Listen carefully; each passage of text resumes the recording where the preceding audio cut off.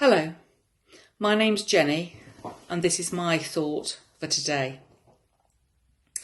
As someone who, even in good times, suffers from anxiety, I understand and appreciate how difficult this time is for those of us who feel anxious and unsettled by the current situation. Many people may find themselves doing odd things, obsessively cleaning, throwing everything they have into work and working very long hours. You may be doing an exercise class. You may be doing every exercise class that you can possibly find. You may be baking.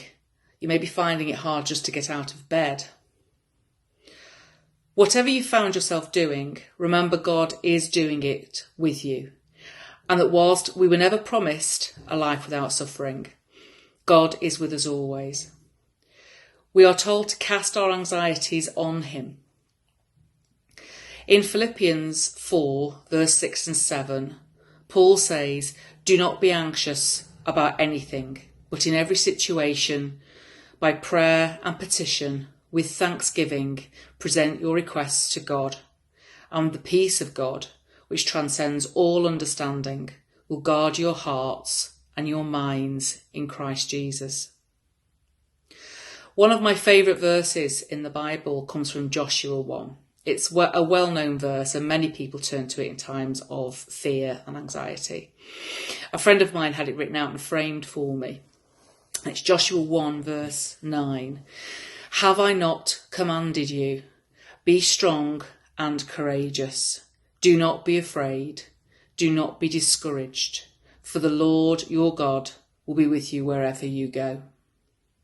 Trying to keep these verses with us as we go about our day can be tricky sometimes. Fear overcomes us and the world can come crashing in.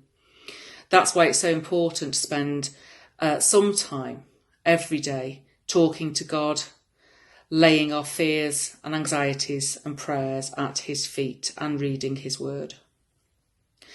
My final thought doesn't actually come from the Bible, but a well-known poem by a lady called Margaret Fishback Powers that many of you will know, and that's Footprints. This has been going round and round in my head a lot during this time.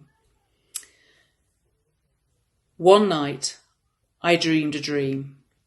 As I was walking along the beach with my Lord, across the dark sky flashed scenes from my life.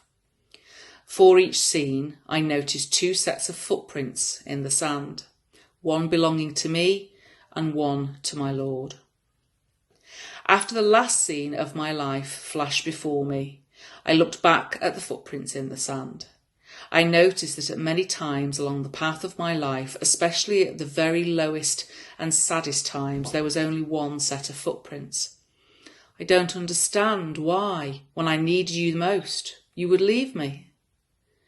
He whispered, "My precious child, I love you and will never leave you.